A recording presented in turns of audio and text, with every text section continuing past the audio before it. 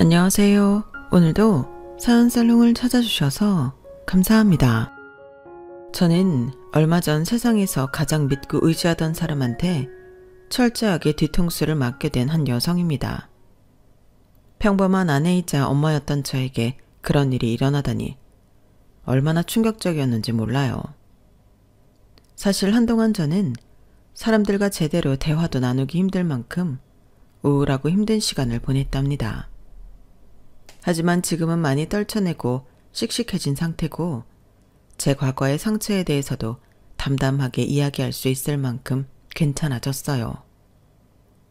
일상을 이제 막 되찾은 이 시점에 마지막으로 많은 사람들에게 응원과 위로를 받고 싶은 마음에 제 이야기를 이렇게 사연으로 적어서 보내게 되었네요. 부디 끝까지 읽어주시고 저에게 응원과 위로를 아끼지 않고 해주셨으면 좋겠어요. 저는 제 명의로 된 작은 카페를 운영하는 사람이었어요. 남편은 보험회사에 다니며 돈을 적지 않게 벌었고 딸아이도 자기 진로에 딱 맞는 대학을 다니고 있던 그런 평범한 가족과 함께였답니다. 자상하고 든든한 가장인 남편과 활발하고 귀여운 딸과 함께하는 일상은 언제나 행복하기만 했죠. 제가 운영하는 카페도 거의 10년 가까이 되어 단골 손님도 많았고 안정적인 수익을 유지해 왔고요. 남편과 딸은 여유가 생기면 제 카페로 와서 같이 간단한 브런치로 식사를 하거나 일을 도와주곤 했었죠. 특히 직장이 근처였던 남편이 들렀다 가는 경우가 많았어요. 우리 박 사장님 일 잘하고 있어? 점심시간이라 한창 바빴지? 왔어. 안 그래도 지금 손님들 싹 왔다가 가셨어. 오늘 단체 주문이 많았네. 당신은 이 시간에 어떻게 왔어? 오늘 오전에 외근 있어서 나갔다가 지금 도착했어. 식사하고 들어가려고. 같이 샌드위치 먹을까? 설거지는 내가 할게. 아니야, 됐어. 당신도 하루 종일 일하는데 뭔 이런 것까지 하려고 해. 난 이것만 하면 오후엔 좀 한가하니까 당신은 앉아서 쉬고 있어. 아이고, 괜찮네요. 당신만 일 시키고 내가 어떻게 편히 쉴 수가 있어. 나 마음 불편하게 하지 말고 얼른 나가서 앉아 있어. 가끔씩 카페에 올 때마다 남편은 항상 이런 식으로 일을 도와주고는 같이 시간을 보내다 가곤 했어요. 솔직히 손님들이 몰려드는 시간을 몇 번 겪고 나면 지치기 쉬운데 한 번씩 남편이 왔다 가는 게 저에겐 큰 힘이 되었답니다. 저희 딸 역시 제 아빠를 닮아 한 번씩 카페에 올 때마다 제 일손을 도와주고 갔고요. 저희 가족은 이렇게 서로를 잘 아껴주며 다른 어떤 가족보다 화목한 집안이었어요. 그리고 저희 가족을 얘기하기 위해선 저희 친정엄마의 얘기를 빼놓을 수가 없는데요. 저희 친정엄마는 평생 반찬 가게를 운영하시면서 누구보다 성실히 일하시고 또 악착같이 돈을 모아오셨어요. 그걸로 제가 남부럽지 않게 대학도 가고 결혼도 할 수 있게 뒷바라지를 전부 해주셨죠. 저희 아빠는 제가 11살 때 일찍 하늘나라로 가셨거든요. 그런 아픔이 있어서였는지 저희 엄마는 그 누구보다 독하게 일을 하셨고 10원 한 장 허투루 쓰시는 법이 없었어요. 저도 아이를 낳고 키우다 보니 저희 친정엄마가 절 키우기 위해 얼마나 고생하셨는지 조금이나마 알게 되었고 저도 삶에 여유가 생긴 뒤로는 틈틈이 엄마를 챙겨드리려고 애썼죠. 하지만 엄마는 나이가 지긋이 들어서도 소소한 정성은 받으시되 절대 사치를 허용하는 법이 없으셨어요. 엄마, 이번에 어버이날에는 호텔 디너 예약했어. 생각해보니 엄마한테 한 번도 근사한 식사를 대접한 적이 없는 것 같아서. 거기가 음식도 음식이지만 뷰가 그렇게 멋있다고 하더라고. 호텔 디너라고? 그거 뭐 한 끼에 몇십만 원씩 하는 거 아니야? 입에 들어가서 나오는 건 다 똑같은데 무슨 밥 한 끼에 그렇게 돈을 많이 쓴단 말이냐? 혜진이 너 거기 얼른 취소해라. 음식이 건강하기만 하면 됐지 비쌀 필요까지 있어? 이 정도는 그렇게 비싼 거 아니야, 엄마. 나도 카페 잘 되고 있고 우리 그이도 이번에 성과급 정말 많이 받았어. 엄마한테 한 번도 그렇게 좋은 거 못 해줘서 그래. 난 됐다. 그냥 집에서 집밥만 먹어도 충분하다. 안 그래도 신서방이랑 수빈이도 바쁜데 어버이날이라고 시간 내주는 것만으로도 괜찮아. 그 돈 있으면 적금을 들든 아니면 모아서 땅을 사든지 해라. 쓸데없는 데 쓸 생각 말고. 엄마, 어버이날 챙겨주는 게 뭐가 쓸데없다는 거야. 나도 엄마한테 좋은 거 해드릴 능력 된다니까. 아우, 내 선물로 왜 내가 싫어하는 걸 해준다고 그래. 난 그렇게 쓸데없이 비싸기만 한 거 딱 질색이야, 질색. 너 엄마가 말할 때 잘 새겨들어. 지금 좀 여유 있다고 그렇게 사치 부릴 생각 말고 돈이라는 건 있을 때 더 악착같이 모으고 불려야 해. 알았어? 아우, 알아서 잘하고 있어. 이런 호텔 디너는 1년에 한 번도 갈까 말까 한데 이 정도가 대체 뭐가 사치라는 거야. 엄마한테 잘 해드리려고 해도 매번 조금만 돈이 많이 들어갔다 싶으면 거절을 하시니 저는 그게 늘 속상했었죠. 그리고 그 문제로 엄마랑 여러 번 다투기도 했었어요. 그럴 때마다 야속하게도 남편은 제 편이 아닌 엄마 편을 들곤 했고요. 당신 마음은 알겠지만 장모님 마음도 생각을 해드려야지. 당신이 해주려는 게 당신 기준에만 좋지 장모님 기준은 아닌 거잖아. 그럼 장모님 기준으로 잘해드리는 게 맞는 거 아니야? 돈은 많이 안 들어도 정성이 들어간 선물을 해드려. 그치만 매번 우리만 해외여행 가고 우리만 좋은 밥 먹고 다니는 게 너무 마음이 불편하단 말이야. 적어도 어버이날이나 엄마 생신처럼 특별한 날에는 엄마도 모시고 싶은데 왜 이렇게 극구 반대를 하시는지 모르겠어. 장모님 입장에선 익숙하고 편한 걸 더 선호하실 수도 있지 왜 그래. 장모님 연세도 있으신데 말이야. 우리도 나중에 그 나이 되면 뭐든 익숙한 게 최고일 수도 있어. 그냥 원하는 대로 해드리자. 남편은 그렇게 말하면서 엄마 선물로는 늘 저가형의 선물만을 준비했어요. 솔직히 그런 모습이 저로서는 좋지 않았죠. 하지만 엄마가 워낙 절약정신이 투철하시고 저희가 돈 쓰는 것도 아까워하시니 제가 서운하다고 뭐라고 할 수도 없었어요. 저희 남편이 평소 다정하고 좋은 남편이지만 그런 점은 늘 서운함으로 남았었네요. 그래도 그때까지만 해도 평범하다면 평범한 일상을 지내오던 저희 가족이었는데요.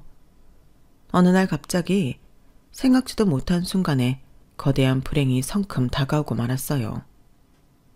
엄마가 연세도 있으시니 안 그래도 늘 건강을 걱정하고 챙겨드리고 있었는데 혼자 계신 집에서 쓰러지셨다는 연락을 받은 거예요. 다행히 같은 동네에 사시던 엄마 친구분이 빠르게 발견해 병원으로 옮겨주셨지만 문제는 그게 아니었어요. 얘 혜진아, 어쩌니? 너 놀라지 말고 잘 들어. 너희 엄마가 췌장암 말기실한다. 네? 그럴 리가요. 오진이 아니고요. 저번에 검진 받으셨을 때도 그런 말은 없었는데. 얼른 와서 네가 직접 확인을 좀 해봐봐. 나는 심장이 떨려서. 너희 엄마가 안 그래도 요즘 부쩍 살이 삐쩍삐쩍 마르더라니. 저는 정신없이 병원에 도착했고 몇 번이나 따지고 물어도 의사로부터 같은 대답을 들을 수밖에 없었어요. 췌장암은 일반적인 건강검진만으로는 초기에 찾아내기가 쉽지 않다고요. 뒤이어 도착한 가족들도 모두 할 말을 잃은 채 눈물을 지을 수밖에 없었습니다. 그런데 도리어 엄마는 정말 초연한 모습이었어요. 나도 이제 나이가 있는데 몸 어디에 고장이 나는 것도 이상하지 않지. 이만하면 오래 잘 살았다. 너무 슬퍼하지 마. 어떻게 그렇게 말할 수 있어. 일단 치료부터 받자. 엄마 지금 하는 반찬 가게는 내가 알아서 정리할게. 엄마는 일단 입원부터 하자. 치료받으면 나을 수는 있고? 당연하지. 엄마 원래 운동도 자주 하고 건강하니까.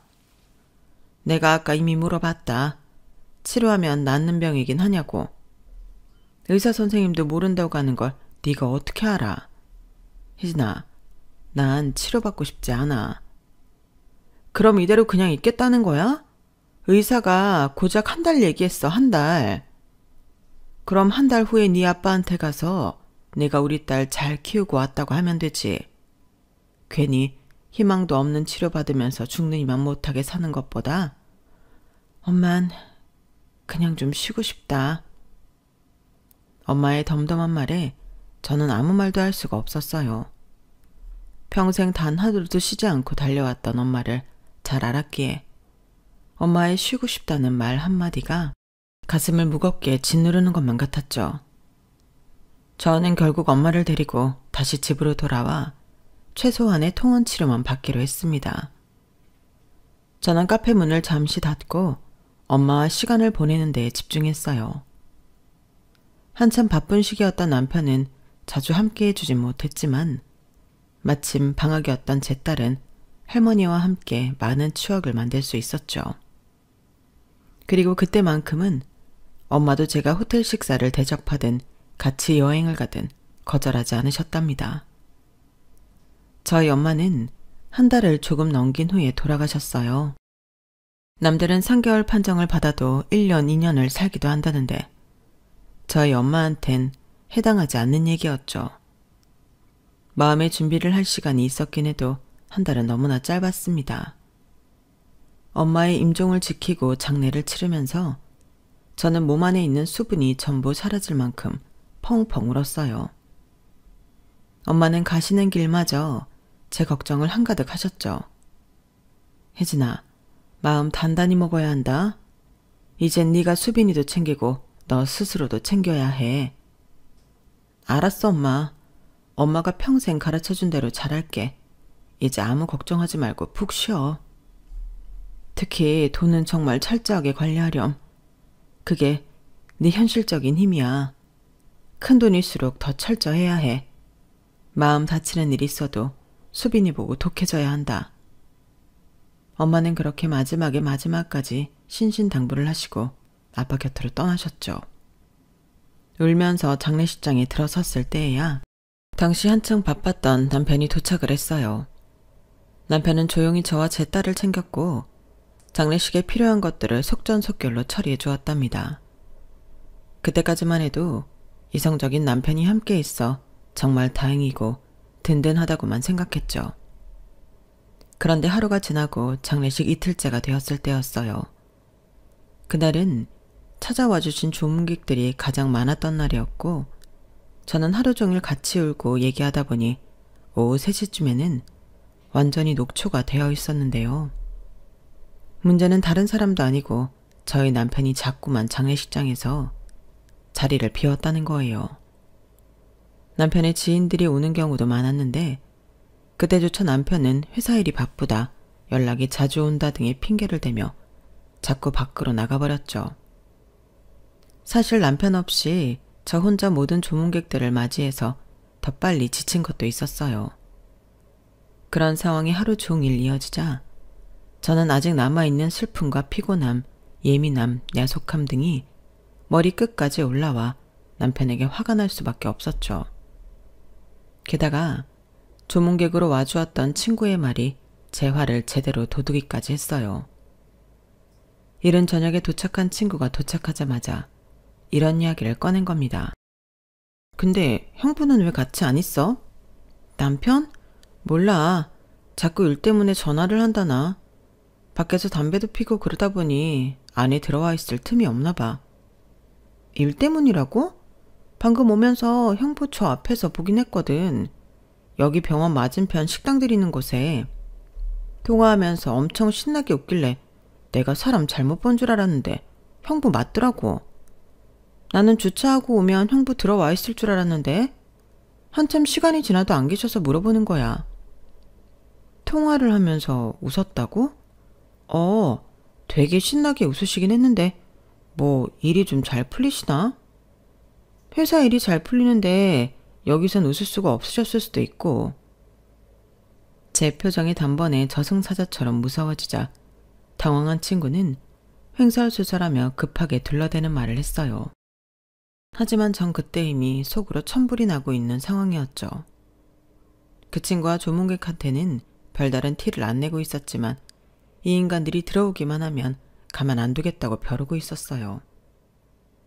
그리고 밤 늦게서야 장례식장 안이 좀 한산해졌을 때 저는 낮은 목소리로 남편을 불러냈는데요.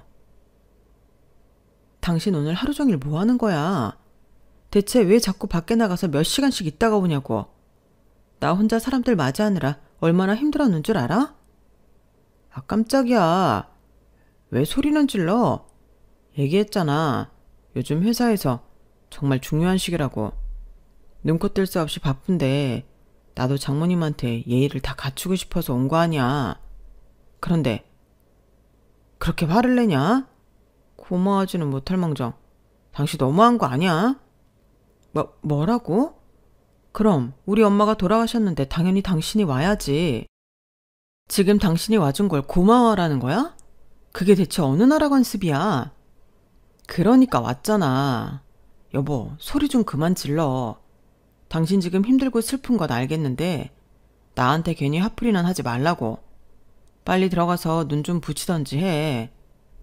어물쩍 말 돌리지 말고 회사에서 뭐가 그렇게 바쁜데, 어? 나도 좀 알자. 뭐가 그렇게 중요해서 장모 장례식에 한시도 붙어있을 수가 없었는지 말을 해. 그래야 나도 소리를 지르던지 말던지 할 거 아니야. 아, 그게... 아니, 요즘 영업 실적이 한참 안 좋은데 밑에 대리 한 명이 큰 사고를 쳐서 그래. 이런 얘기를 가뜩이나 당신 힘든데 어떻게 얘기를 해. 복잡하기도 하고. 그래서 그거 수습 좀 하고 밑에 애들 좀 혼내느라 그랬어. 됐어? 남편은 마지못해 얘기한다는 듯이 말을 했는데 그 언행이 묘하게 이질감이 들었어요. 제 친구가 본 바로는 남편이 신나게 웃고 떠들면서 통화를 했다고 했는데 남편의 얘기를 들으면 절대 웃으면서 통화를 할 수 있는 내용이 아니었으니까요. 그것도 이상했지만 무엇보다도 제 촉이 좋지가 않았어요. 결혼 생활을 하신 분들이라면 알잖아요. 제가 이 사람과 거진 25년이나 같이 붙어 살았는데 당연히 말하는 목소리나 눈빛만 봐도 거짓말을 하는지 딴 생각을 하는지 정도는 알 수가 있다는 걸요.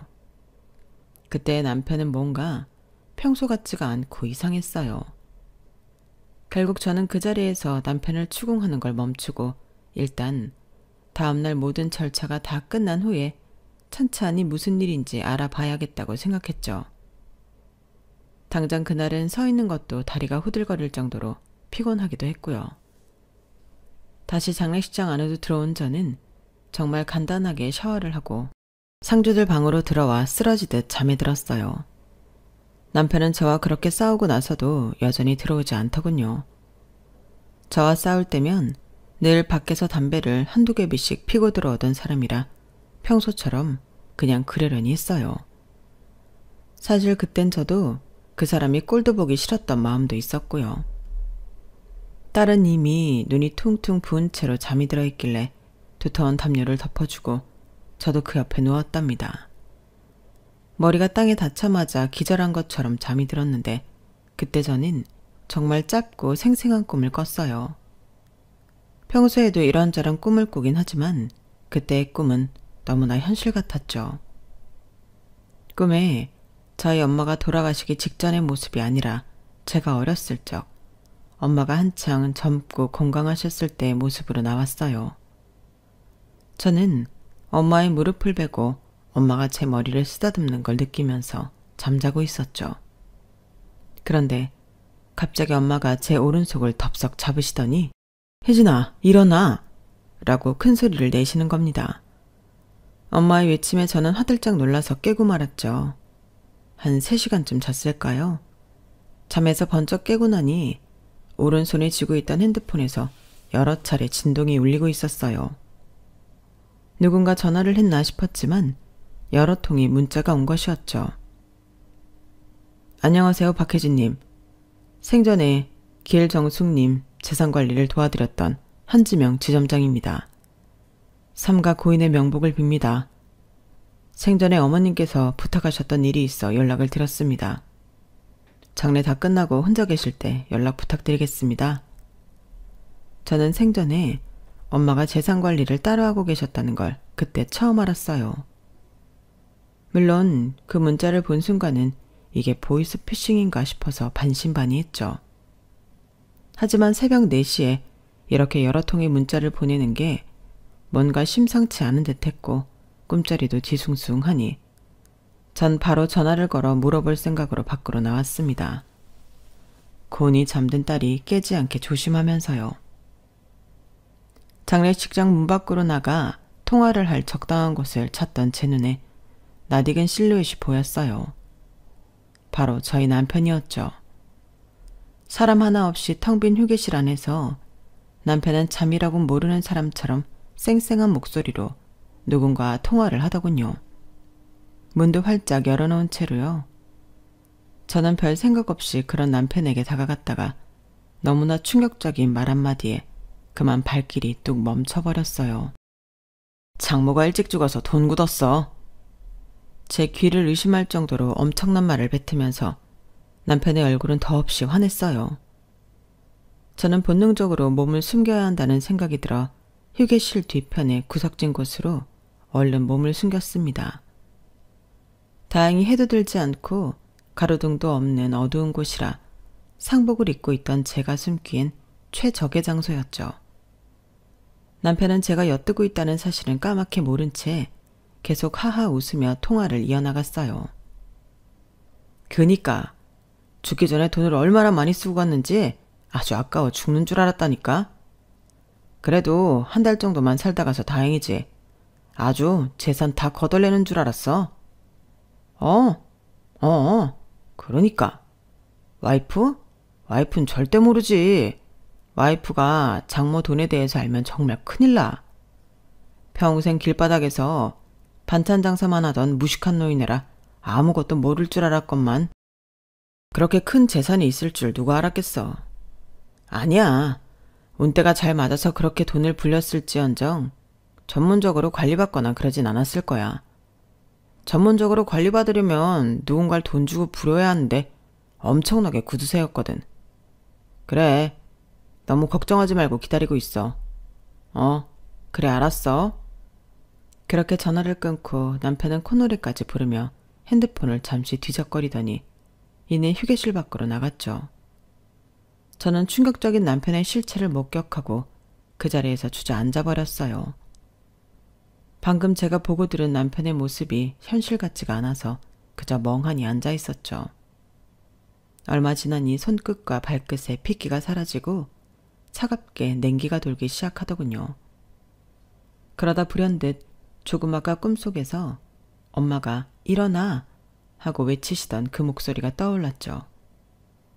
저는 다시 두 다리로 일어섰습니다. 그리고 최대한 병원과 멀어지면서 아까 문자를 보낸 사람한테 전화를 걸었어요. 통화 연결음이 한참 울린 뒤에야 상대방이 전화를 받더라고요. 여보세요? 박혜진님? 네, 제가 박혜진이에요. 조금 아까 문자 주셔서 연락드렸어요. 누구세요? 아직 장례식 안 끝나지 않았나요? 끝나고 연락달라고 말씀드렸는데. 지금 혼자예요. 장례식장이랑 멀리 떨어져 있고 주변에 아무도 없어요. 대체 누구시죠? 저희 엄마랑은 어떻게 하는 사이세요?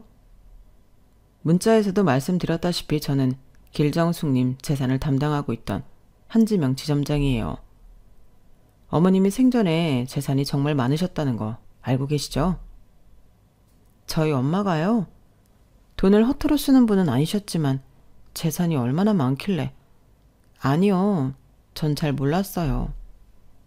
어머님은 오랜 기간 동안 저희 은행 VIP셨어요. 저랑은 굉장히 오래된 사이고요. 사실 이런 개인적인 부탁은 들어드리면 안 되는데 어머님이 지난주에 오셔서 정말 급하게 부탁을 하고 간 내용이라서요. 지난주요? 일단 장례식 끝나자마자 빠른 시일 내로 저희 은행 방문해 주세요. 꼭 전달해드려야 하는 문서가 있거든요. 오실 땐 신분증이랑 도장 꼭 지참해 주시고 남편분한테는 절대 말씀하지 마시고요. 알겠죠? 남편에게는 말하지 말라는 그 사람의 말에 저는 정신이 더 또렷해지는 듯 했어요. 저는 전화를 준 사람한테 알겠다고 대답을 하고 조용히 다시 장례식장 안으로 들어왔습니다. 어느새 해가 다 떠서 밝아진 상태였고 남편은 그 안에서 절 기다리고 있었어요. 의아한 눈빛으로 어디 갔다 왔냐고 묻길래 속이 답답해 주변 산책 좀 했다며 대충 얼버무렸죠. 남편을 보면 자꾸 몇 시간 전에 들었던 통화 내용이 떠올라 똑바로 쳐다볼 수가 없었어요. 제가 자꾸 남편을 피하니 남편은 전날 저녁에 싸웠던 것 때문에 제가 그러는 줄 알더군요. 전 차라리 잘 됐다 싶어서 계속 화난 척을 유지했어요. 오전부터 일찍 저희 가족들은 분주하게 움직이며 예정된 절차에 따라 장례식을 모두 마치게 되었어요. 다른 친척분들과 마지막 인사를 끝으로 헤어진 뒤 남편은 제 눈치를 살살 살피다가 다시 회사에 가봐야 한다며 저와 딸만 납골당에 내버려둔 채 가버렸죠. 그리고 저는 그 틈을 타서 얼른 딸을 집에 데려다 준 뒤 어제 연락받았던 그 은행으로 향했어요. 신분증과 도장을 들고 은행에 가서 제 이름을 말씀드리자 저와 통화했던 지점장이 얼른 나와서 절 데리고 조용한 방으로 들어가더군요. 안내에 따라 고급스러운 가죽 소파에 앉으니 지점장은 저에게 두터운 봉투를 하나 건넸어요. 이게 뭔가요? 이게 지난주에 길정숙님께서 제게 부탁하신 내용입니다. 반드시 본인에게만 전달하라고 하셨고 혼자만 내용을 확인해야 한다고 하셨어요. 이런 건 개인 금고에 보관하셨어야 하는데 집은 믿을 수가 없다고 저한테 따로 부탁하신 거예요. 이것도 길정숙 씨가 박혜진님께 남기는 유산 중 일부라고요. 전 잠시 자리를 비켜드리겠습니다. 내용 한번 확인해 보시죠. 그 말을 끝으로 그분은 정말로 절 두고 잠시 밖으로 나가셨어요. 전 떨리는 손으로 봉투를 열어 안의 내용물을 확인해 보았어요. 그리고 봉투 안에서 쏟아지는 수많은 진실에 경악할 수밖에 없었습니다. 그 안에는 각종 서류와 사진들이 한 뭉텅이로 가득했는데 전부 남편과 관련된 내용들이었죠. 사진 쪽에서 남편은 저는 전혀 모르는 젊은 여자와 함께였어요. 카페나 숙박업소에서 두 사람이 함께 찍힌 사진들이 한두 장이 아니었죠. 하지만 남편의 외도 사실은 뒤이어 알게 된 사실들에 의하면 정말 아무것도 아닌 수준이었어요. 저는 뒤이어 남편의 외도 상대가 어려도 너무 어리다는 것과 두 사람이 해외에 있는 집을 알아보고 있다는 증거들도 확인할 수 있었습니다. 서류 봉투를 뒤집어 탈탈 털어내자 작은 USB가 나왔는데 그건 특별히 엄마가 중요한 자료라며 메모까지 붙여주었더라고요. 저는 한동안 남편에 대한 배신감이 밀려와 숨도 제대로 쉴 수가 없었답니다. 그렇게 한참을 혼자서 씩씩대고 눈물을 훔치며 마음을 가라앉힌 후에야 저는 정신을 차릴 수 있었어요. 그리고 엄마가 제게 남겨주신 자료들을 들고 저는 당장 변호사 사무실을 찾아갔죠. 이혼 전문 변호사로 최고로 이름을 날리는 사람에게 찾아가 이 모든 일을 의뢰했고 사건의 심각성을 안 변호사는 당장 변호사 2명을 더 불러 절 돕겠다고 했어요. 모든 서류를 검토하며 각종 법률 상담을 받고 나니 너무 밤이 늦어졌어요. 남편에게 연락이 왔지만 전부 다 받지 않고 무시해버리고 저는 그날 집 대신 엄마 집으로 가서 잤어요. 물론 새벽까지 그 두 년놈들, 특히 남편을 어떻게 혼내줘야 하나 생각하느라 잠을 설치긴 했지만요.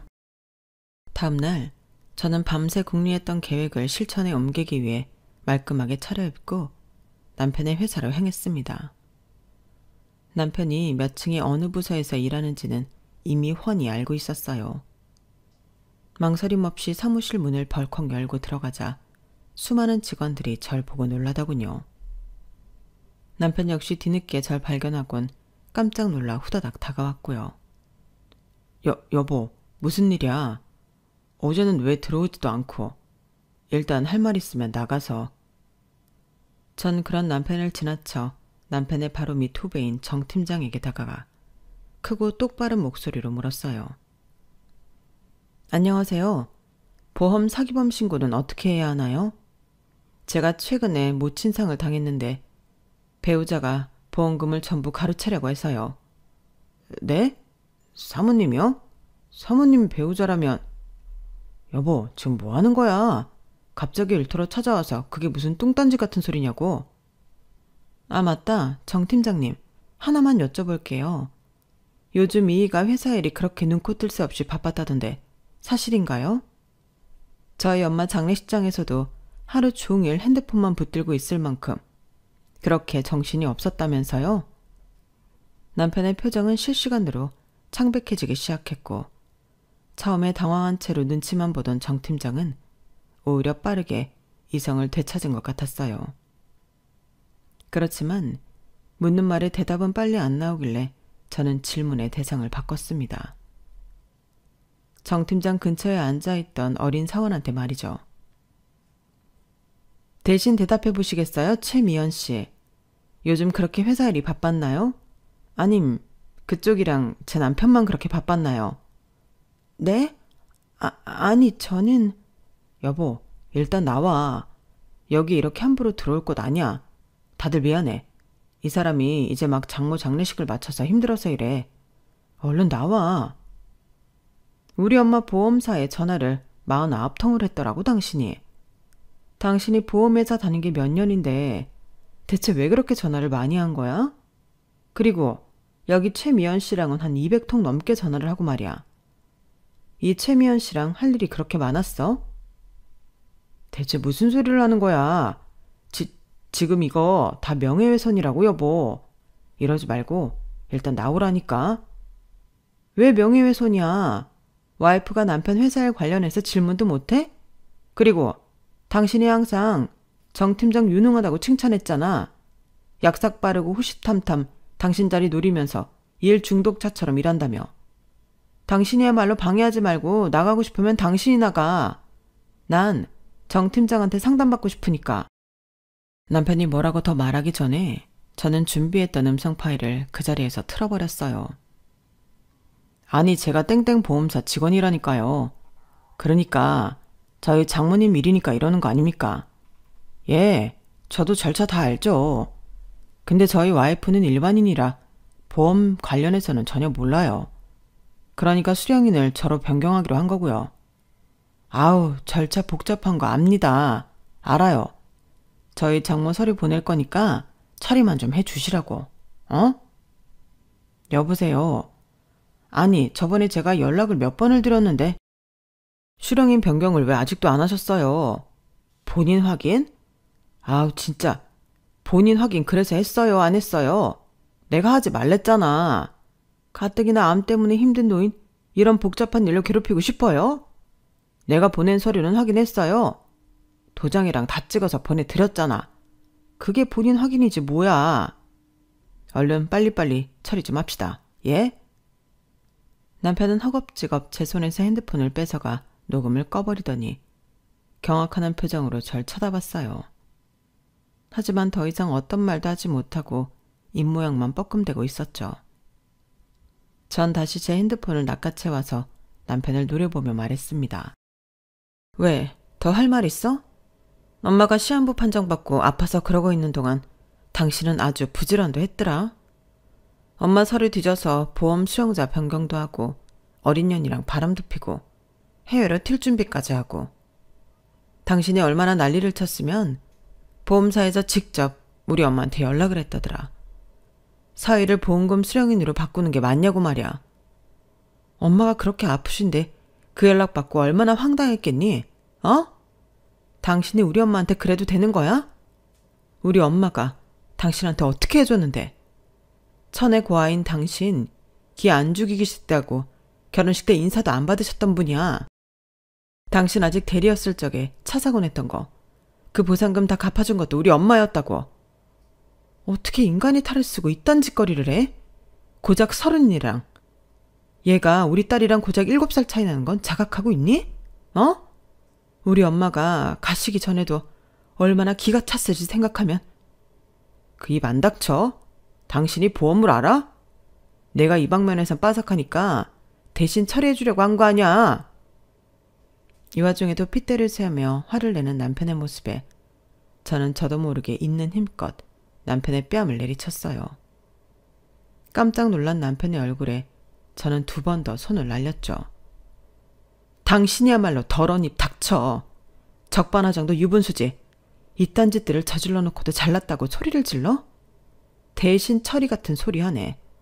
어디 한번 빠삭한 그 머리로 앞으로 일들 대응해봐. 내가 돌아가신 엄마한테 미안해서라도 당신 요만한 잘못 하나도 안 봐줄 거니까. 남은 인생 시궁창에 처박힐 각오나 하고 있어. 분노한 남편이 저에게 달려드는 순간 사무실에 들어온 경비 인력들이 남편을 사무실 밖으로 끌어내기 위해 붙잡았어요. 정 팀장은 절 사무실 안쪽으로 당겨 남편과 멀어지게 해주었죠. 그리고 남편에게 다가가 말하더군요. 내가 언젠간 선배 이꼴날 줄 알았지. 그렇게 여자랑 돈 밝히면서 온갖 가정적인 척은 다 할 때마다 얼마나 꼴보기 싫었는 줄 알아요? 사모님 말씀이 맞아요. 앞으로 선배 인생 시궁창에 처박힐 테니 각오나 단단히 하고 있던가 해요. 제가 신나게 도와드릴 거거든요. 야, 이 새끼 너. 그러게 후배들한테 착하게 좀 하고 사셨어야지. 허구한 날 짬처리나 시키고 이용해 먹지 말고. 이 사람 아예 건물 밖으로 끌어내고 회사 출입 맘대로 못하게 아이디 카드도 일단 뺏어버려요. 이미 증거 수두룩한 범죄자 새끼니까. 이따 경찰 오면 바로 넘겨주시고요. 남편은 그대로 경비 인력들한테 질질 끌려 나갔어요. 저는 정 팀장과 연락처를 주고받고 왔죠. 사실 저희 엄마가 가입한 보험사 직원도 아닌 정 팀장이 직접적으로 뭘 해줄 수 있는 건 없었지만 제가 엄마의 보험사와 이야기를 하고 남편의 보험 사기 관련해서 일 처리를 해야 할 때마다 정 팀장은 물심양면으로 도와주었어요. 제 남편의 인생을 망치는데 어느 순간들은 저보다도 열심히더군요. 그것만 봐도 그 인간이 평소 회사에서 어떻게 하고 살았는지 훤히 보였죠. 그 뒤로는 모든 일들이 순조롭게 풀렸어요. 남편은 보험 사기와 공문서 위조 등 여러 죄목으로 형사처벌을 받게 되었고 저에게도 막대한 위자료를 뜯기며 이혼을 당하게 되었죠. 사실 너무 어린애라 망설였지만 저는 남편의 상간녀에게도 소송을 걸어 위자료를 받아냈어요. 한 사무실에서 근무하면서 남편이 유부남인 줄 몰랐을 리가 없는데도 그런 짓을 벌인 것이 괘씸해서요. 상간녀의 말로는 자기는 너무 어려서 부장님 말에 휘둘린 것뿐이라고 했지만 저는 귓등으로도 들은 척을 안 했어요. 제 나이에 비해 어리다는 거지 30이면 알 거 다 아는 나이잖아요. 자기 잘못을 뉘우치기는커녕 어떻게든 머리만 굴리는 그 모습에 봐주려고 했던 마음이 싹 사라져 그냥 법대로 처리해버렸습니다. 두 연놈들은 당연히 회사에서 쫓겨났고요. 남편은 감방에 상간녀는 길바닥에 나앉으면서 둘은 사이좋게 나락을 맞이했어요. 그 와중에도 저희 남편은 감방에 들어가는 그 순간까지 뉘우치는 기색이 하나도 없어 절 원망하기만 했죠. 당신도 먹고 살만한 사람이면서 너무한 거 아니야? 우리가 같이 산 세월이 있는데 꼭 이렇게까지 해야 했냐고. 당신 그 돈 가지고 떵떵거리면서 살 동안 나는 차가운 감옥바닥에서 썩으라는 거야? 그래, 그것도 사실 한참 모자라. 그래, 당신이야말로 20년 넘게 나랑 함께 지냈으면서 그렇게 치밀하게 뒤통수 칠 준비나 하고 있었냐? 당신은 감방 나와도 내가 평생 괴롭힐 줄 알아. 그런 남편을 보면서 솔직히 자괴감이 많이 든 것도 사실이었어요. 그 오랜 세월을 같이 보내면서 남편의 실체를 알아보지 못한 제 자신한테도 화도 났고요. 무엇보다 안 그래도 몸이 아파 힘든 저희 엄마가 수상한 사람이 자꾸 수령인을 바꾸려고 한다는 연락을 받고 혼자서 이 모든 걸 알아보셨을 때의 마음이 어땠을지 생각하면 마음이 아픕니다. 눈치 없는 제가 엄마의 마지막 가시는 길마저 편안하게 해드리지 못했다는 생각이 들어서요. 그리고 이 모든 과정을 진행하면서 가장 힘들었던 건 저희 딸을 보는 일이었는데요. 아빠가 엄마 몰래 바람 폈던 사실도 모자라 할머니의 보험금과 유산을 가로채려고 범죄까지 저질렀다는 사실은 딸이 받아들이기엔 너무 힘든 이야기였어요. 특히나 그 인간이 평소 딸에게는 다정한 아빠 노릇을 잘 해왔기 때문에 저희 딸 역시 아빠한테 느끼는 배신감은 이루 말할 수 없을 정도였으니까요.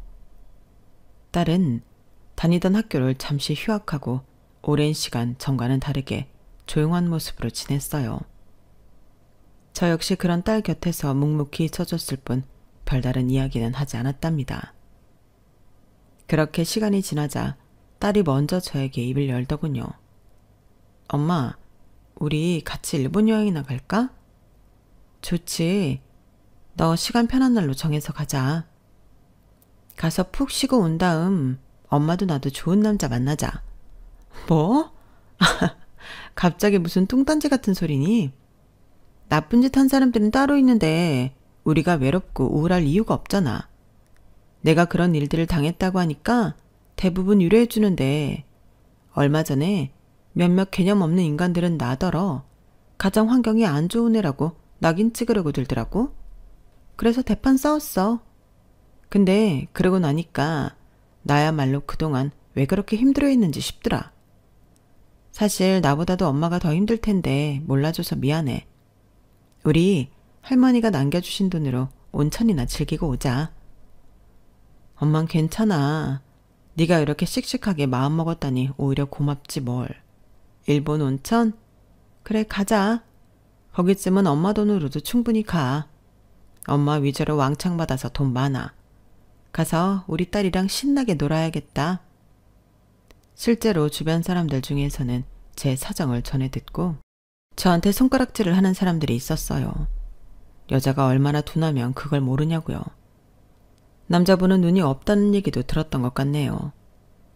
사람이 큰일을 당했는데 위로는 못할 망정 그딴 소리나 한다는 게 듣는 입장에선 충격이었어요. 그리고 생각보다 그게 마음에 남기도 하더라고요. 하지만 저랑 제 딸은 그딴 개념 없는 소리들은 더 이상 귀담아 듣지 않기로 했답니다. 앞으로는 사람을 만날 때 더 신중히 보기야 하겠지만 설령 또다시 힘든 일이 생기더라도 약한 가해자를 욕할지언정 자책은 2번 다시 하지 않을 거예요. 제 이야기는 여기까지입니다. 딸과 평화로운 여행을 즐기고 온 후 저는 요즘 다시 카페를 열심히 운영하며 저녁에는 자산관리에 관한 강의도 들으며 바쁘게 지내고 있어요. 꿈에서까지 나와 절 걱정하셨던 엄마가 앞으로는 천국에서는 저는 신경 쓰지 않고 아빠랑 알콩달콩하게만 지내셨으면 좋겠다는 마음으로 열심히 공부하고 있습니다. 제 지난 일들을 읽어주신 분들께 모두 감사드려요. 새 삶을 살아가려는 저와 제 딸을 위해 다들 위로와 응원의 말씀을 주시면 감사하겠습니다. 혹시 저처럼 사람에게 배신당한 상처로 힘들어하는 분이 있으시다면 당신의 잘못이 아니라는 걸 꼭 말씀드리고 싶네요. 꼭 이겨내시길 진심으로 바랄게요. 모두 행복하세요. 감사합니다. 여러분, 사연 댓글에 응원과 현명한 조언 부탁드려요. 좋아요와 구독은 저에게 큰 힘이 됩니다. 오늘도 좋은 일 가득하세요.